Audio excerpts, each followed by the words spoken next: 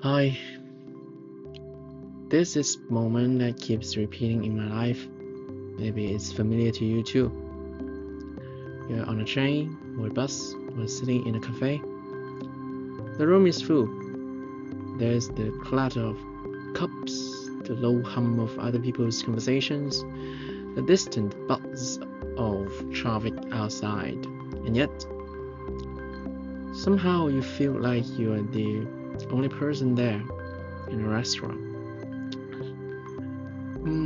You are not crying, you're not breaking down, you're just quietly disappearing, smiling when you need to, nodding at the right times, but inside there's this echo. I shouldn't feel like this alone. If that sentence landed somewhere in your chest, this video is for you. Because today I want to talk about something that lives underneath a lot of our lives that rarely gets spoken about, honestly. How to be alone without feeling abandoned. How to sit in a room by yourself and not hear that old story. The reason you are alone is because you're not enough. Think about the last time you were alone and your brain decided to turn it into a verdict. The last Friday night at home, the last weekend where your phone stayed quiet, the last solo trip or walk or meal where your loneliness felt like proof that something was wrong with you. There was a time when I treated a long time like a punishment. There was a time when an empty room felt like a sentence. And there was also a time when every quiet evening sounded like the words, "You've been left behind." Maybe you've had that too, sitting in your room in a city full of millions, scrolling through photos of other people's lives, parties, couples, friend groups, holidays, all captured in perfect lighting, and you're there in the glow of your own screen trying to figure out what exactly you slipped off the map. And let me ask you something, and just answer in your mind when you are alone. What story do you tell yourself about why? Do you say no one wants me? Do you say I failed at relationships? Do you say if I were better, I wouldn't be here like this? Because for a long time, that was my story too. Before, alone meant unloved. Before, a quiet day meant I was irrelevant. Before, every empty seat next to me felt like a reminder that I hadn't been chosen. And here's the thing: when you carry that belief, when you don't really live your own life, you perform it. You drag yourself to places just so you can say you were busy. You stay in conversations that drain you just to avoid going home. And you cling to people who don't really see you because being half seen feels safer and better than being alone in your room. Maybe you know that exhaustion all too well. Pause. But something started to change when I began to notice a pattern. The moments I remember most clearly, the ones that stuck with me for years, weren't always the loud ones. There was more quiet scenes.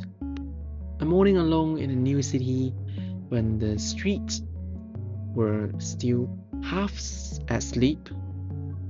A bus ride where the sun hit the window just right, and the whole world looked soft. A night walk with headphones on when it felt like the song was written exactly for that moment in my life. Have you ever had that? Those little pockets of time when you were technically alone, but something about it felt strangely okay, maybe even gentle. It made me ask a question I had never really considered. What if being alone wasn't a problem? What if the problem was the story attached to it? Because there's a difference between being alone and being abandoned.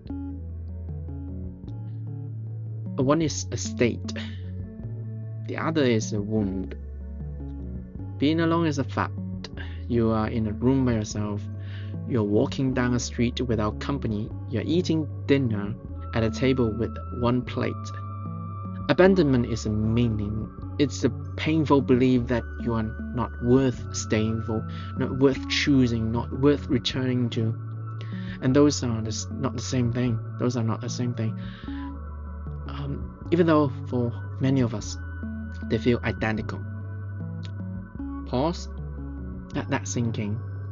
So, how do we begin to separate them? How do we even learn to be alone without feeding that old wound of abandonment? For me, it started in very simple, almost boring ways. I stopped treating alone time as a blank space to endure and started treating it as a container that I can fuel with purpose. Not with productivity, not with self-improvement checklists, but with small human rituals that make the space feel like mine. There was a time when coming home to an empty room meant opening my laptop, putting on a random video and letting other people's voices drown out my own. Now, more often, it looks different. It might look like making a cup of tea slowly, paying attention to the sound of the water, the warmth of the mug in my hands. It might look like sitting by the window with a sketchbook, drawing whatever shape my thoughts decide to take that day. It might look like picking up a guitar or putting on a soft instrumental track and letting myself just exist in the music for a while. Simple things, tiny little things, but they change the atmosphere. And here's the key.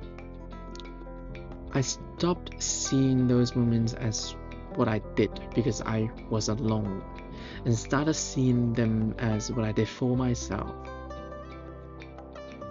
Have you ever done something small just for you? Not to impress anyone, not to pose, not to upgrade your life, just because it made being in your own company a little kinder. Okay? This is where the shift began for me. Before, a long time was the courtroom where I put my entire life on trial. Now, I tried slowly, imperfectly to turn it into sanctuary. Not every day, not always successfully. Some nights, I still spiral.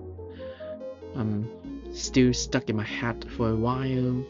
Some weekends, I still feel that old ache press up against my ribs. But more often than that, I can sit in a room by myself and not immediately assume it means I've been left behind.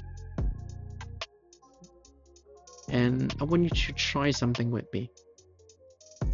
Think of the next time you know you'll be alone. Maybe tonight, maybe a day off, maybe a trip, maybe a commute, and maybe an evening you already dread because you are so scared of the silence. Instead of asking, why do I have no one right now? Ask, what is one small ritual I can create to make this time feel like a gift, even if it's a fragile one? Maybe it's lighting a candle and reading 3 pages of a book. Maybe it's walking a familiar road with your favorite song on repeat. Maybe it's writing a letter to yourself that you never sent.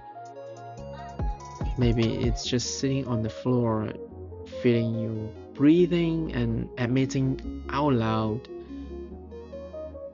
I'm lonely, but I'm still here. Maybe that's something we rarely give ourselves credit for. We're still here. You, with your disappointments and your delayed dreams, you with your awkwardness and your too much and your not enough swirling voice inside the same body, you who have spent years believing that being alone is a proof of your unworthiness, you are still here. And maybe that means your story isn't done yet. And I'm not going to lie to you and say that learning to enjoy your own company suddenly fixes everything. It doesn't. It doesn't. Loneliness is still real. We still need other people. We still deserve connection, love, and feeling of being chosen. But what changes slowly, quietly, is that you stop abandoning yourself every time you're physically alone. You stop living your own side. You stop treating yourself like the backup option, the last resort, the person you only hang out with when everyone else is busy. Instead, you begin bit by bit to become someone you can actually stand to be with. And what that happens, something unexpected unfolds. The fear softens, not completely, not forever, but enough for you to breathe. You start to see alone time as a place where you can process, where you can rest, where you can reconnect to what's real for you, outside the noise, outside the comparisons, outside the pressure to perform a life that doesn't even feel like yours. So the next time you're sitting in that cafe, in that bus, in a small room lit only by your phone, I want you to try something. Instead of looking around and thinking, everyone else has someone and I don't, try whispering to yourself, even if it feels strange, I'm not abandoned. When I say this, I'm not abandoned. I'm here with me, and that matters. I'm still here. You might not believe it fully at first, but that's okay. Say it anyway. Let the words hanging in the air, between you and the quiet. Because learning to be alone without feeling abandoned isn't a single moment of enlightenment. It's a practice, a series of tiny, ordinary evenings where you choose not to attack yourself. A series of small, gentle choices that say, I will not turn every empty room into proof that I'm unlovable. There was a time when alone meant failure. Now slowly, alone is becoming space. Space to notice your own thoughts without judging them. Space to hear your own needs. Space to remember that there's a person inside you who has been waiting for years to be treated with a little more kindness. And if right now you're listening to this, maybe with headphones on, maybe in the dark, maybe with that familiar heaviness sitting in your chest, I want you to know this. You're not broken for needing people. You're not weak for feeling lonely. You're not strange for finding it hard to sit in your own company. You're human. You're learning. You are allowed to take your time.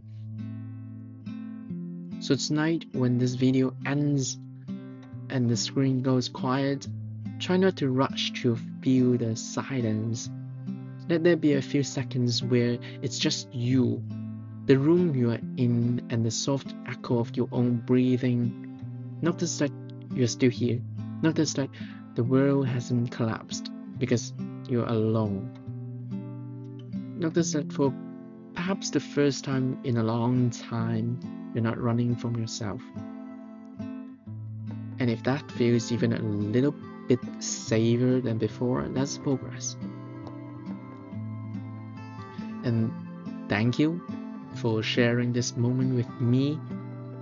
If something in these words stayed with you, you're welcome to stay in this little space we're building together, dust and distance, a place for tired souls, quiet hearts, and people learning slowly to be okay in their own company. Oh, until the next video, to be gentle with yourself. You're not abandoned, you're just learning how to be with you. Yep. Bye.